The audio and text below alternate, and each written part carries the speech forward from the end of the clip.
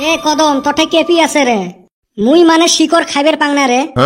ও তার মানে বেটা সবার ঠান মানে শিকড় আছে। হব কেপি খানি অক দিয়া ওর শিকড় খানি আমি খাই। কি হইল মোর নিশে খরে গেল? আছে র দিতাছি। কো দে শিকড় খানি, আমার কেপি গুন্না তুই খাইলি। কই মোঠাই তোর শিকড় নাই। ওই হারাম দাদা তুই না কইলি যে আমি শিকড় ভালা পাই না। হ ওই জন্য তো মুই শিকড় কিনঙে না। কি হারাম দাদা রে, আমি ভাবছি ওর ঠান শিকড় আছে। কি মুই যেটা ভালাই পাং না ওইটা মুই কি জন্য কিনিম? তোর কাছে সারা জীবন ঠকে খাইলাম রে। কিরে গেদা কোনে যাস? কুতি যাং যাং তো কেনে কম। আজকালি পোলাপান দেখছা, হায় রে কি মুখ, তোর থাকি তাও ভালা দেখা যায়। এ বেটা সওয়া কিছু কবি না, আমার কি অপমান করতাছে। কি আর কইম, সত্য কথা কইবে লাগছে। তুই আমার বন্ধু না শত্রু রে? হ্যাঁ বাবা স্কুল যাস নাই? ই ওমরা মনে হয় পড়াশুনে কই উল্টাইছে, মক কইবে রাখছে। ওই জন্য তো কইবে লাগছ রে বাবা, নাহিলে আমার নাহান হব। ভালা করি পড়াশুনে কর, নাহিলে না ভাত পাইবেন নহাস। ওই যে ফকিরটাক দেখছিস অঙ্করি ভিক্ষে করা লাগবে। তোমারও না ওই দশাই হবে। ওই জন্য তো টেনশন রে বাবা। এমনে কি তো কইবে লাগছ ভালা করি পড়াশুনে কর। থাইগা এই শালি ঘরে কয়া লাভ নাই। এ সুসে তুই চুপ হ।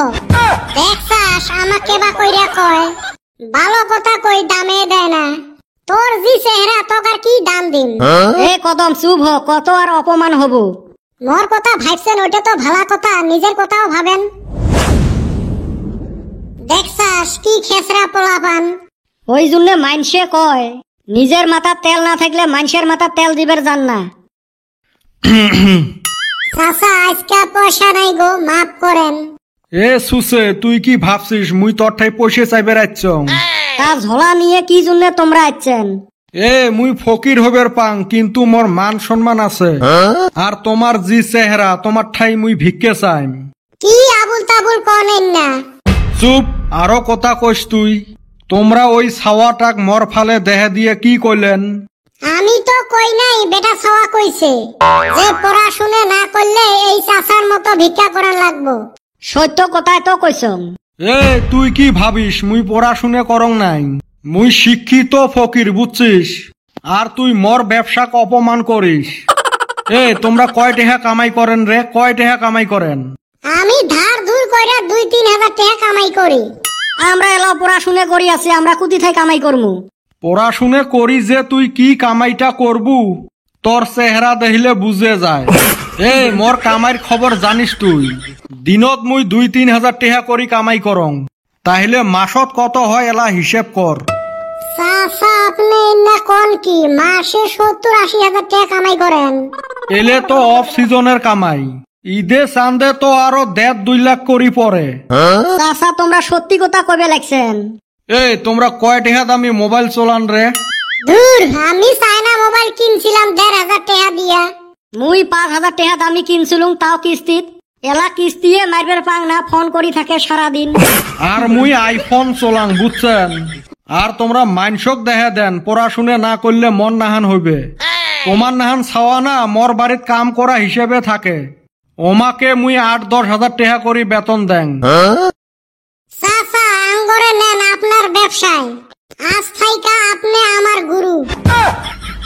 হগো চাচা আমাকেও নেও তোমার সাথে, নাহিলে আমার জীবনটাই তেজপাতা হয়ে গেল।